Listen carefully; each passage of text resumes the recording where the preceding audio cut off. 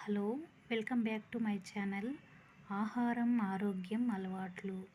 మనము ఆహారం గురించి, ఆరోగ్యం గురించి, ఈ అలవాట్ల గురించి ఒక 3 పాయింట్లు మనం తెలుసుకుందామా మరి.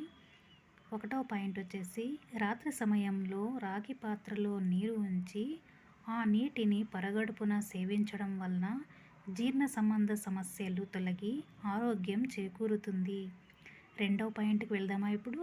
ఉదయం పండ్లు తోముకున్న అనంతరం ఖాళీ కడుపుతో 1 లేదా 2 లీటర్లు మంచినీటిని త్రాగాలి.